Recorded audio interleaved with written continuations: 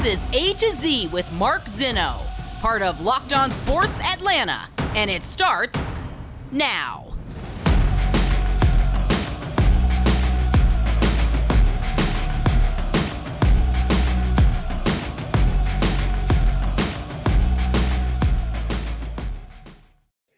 Good afternoon. Welcome to A to Z here on Locked On Sports Atlanta, where today I tell you it's a strange place to be. Welcome in. We are live here on this Monday and appreciate you guys joining us after what I hope was a wonderful weekend. Give us a follow on Twitter at Locked On ATL. Of course, I'm at Mark Zinno, MarkZinno.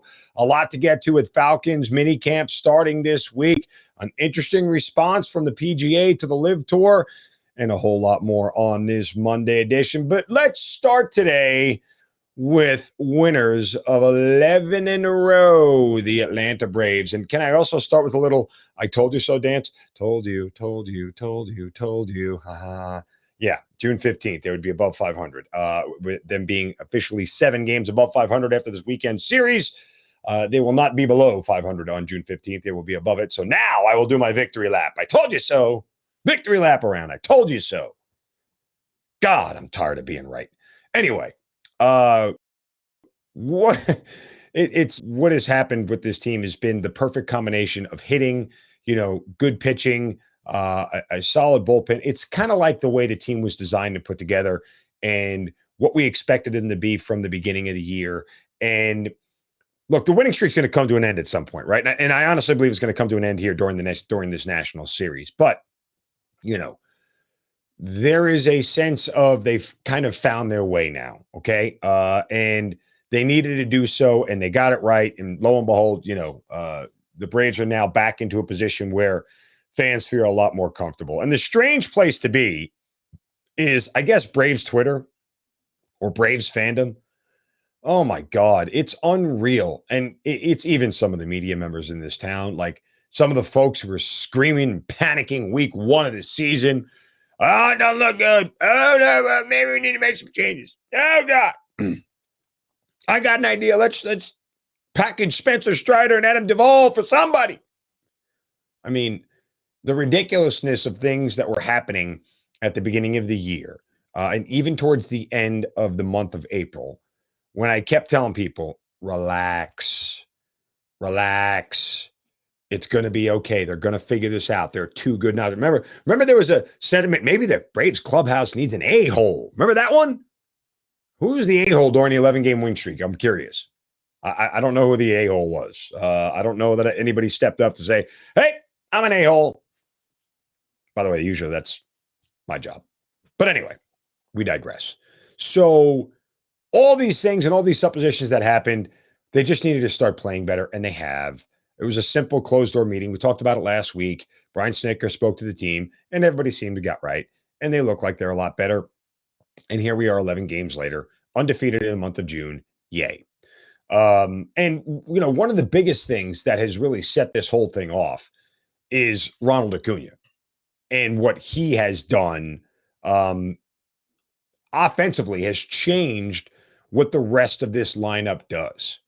And that's really what everybody needs to kind of acknowledge, that his presence, and I was one of the people who was not trying to rush him back, right? Like I was saying, you don't need to rush him back. Don't rush him back. He's good.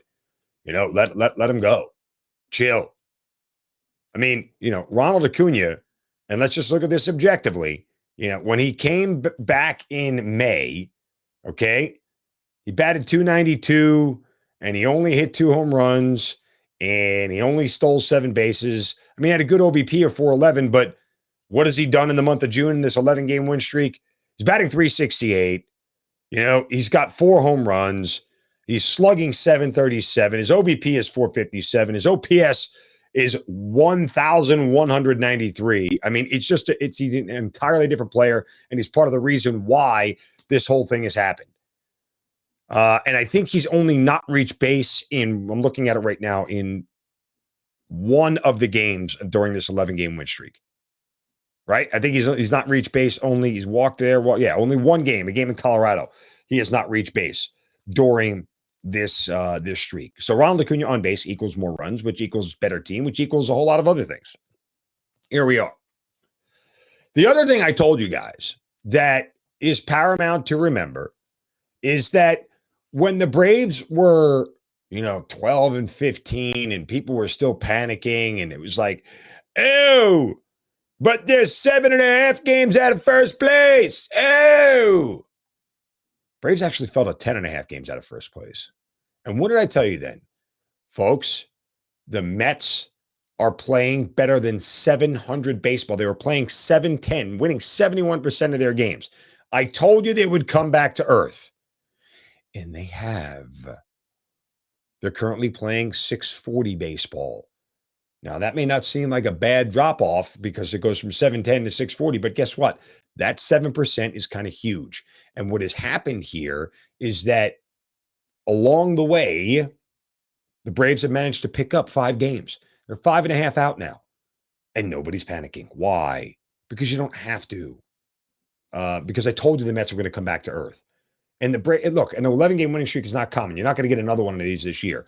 And even if you won 9 out of the last 11, if you timed your losses right and you lost when the Mets lost, guess what? You're probably still 6.5 games out, right? Like, it's just what it is. So you don't have to win 11 in a row, but you do got to win 7 out of 10, sometimes 6 out of 10, 7 out of 10. You got to do that.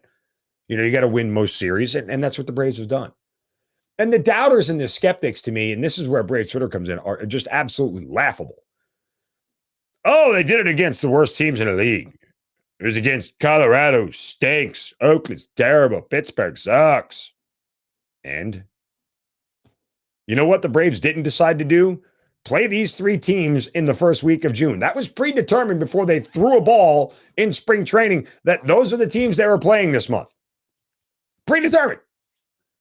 So I don't know what anybody is supposed to be upset about that should beat up on bad teams. That's what good teams are supposed to do.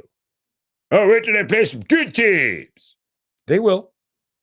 After they get through the Nats and the Cubs, they'll get the Dodgers, or the Giants, the Dodgers, and the Phillies. Okay. They'll play good teams. It'll be okay. And guess what? If you beat up on the bad teams, and you play 700 ball against them, and you play a little bit better than 500 against the good teams, you'll make the playoffs. You'll probably win your division. Because if you do the math there, that works out to about 65%. So like 70% to 55% get you somewhere in the middle, about 63%. Go look at the standings in Major League Baseball right now. The teams that are in first place, Dodgers, 61%. Cardinals, 55%. Mets, 64%. Astros, 61%. Twins, 56%. You play 60% baseball, you're playing 600 baseball, you're going to be in first place. You're going to the playoffs. Don't count the Yankees. What they're doing is abnormal right now. They're winning 73% of their games. It's nuts. It's insane. And let's remember one other marker here, one other measuring stick between the Braves and the Mets that I think is important for fans to remember and acknowledge. Because I said repeatedly that, the problem with this Braves team was the lineup. The problem with this Braves team was that they weren't hitting the ball. They weren't mashing like they were supposed to. And they're starting to come around. But in reality, the Mets pitching staff, for all their bravado, for all their big names, for all their big arms, they've given up 250 runs this year. Anyone want to take a stab at what the Braves have given up? 253. They're there with them pitching-wise. Now, if you're asking me at this point in time which lineup I'd rather have, the Braves or the Mets, I'd lean on the Braves. That Acuna guy's pretty good. The depth of the Braves lineup overall. I mean, Mets hit the ball. They've scored the most runs in the National League this year. So it's not like they're not scoring runs. In fact, they've scored the most runs in baseball, more than the Yankees. So I don't think that will continue. But I necessarily don't think the Mets have all the horses that are going to, as they say, play to the back of the baseball card all season long. So I don't think that's going to happen for them either. They're fine. And I told you they were going to be fine. So I'll continue my victory lap dance all I want because the Braves are fine. This is a good team.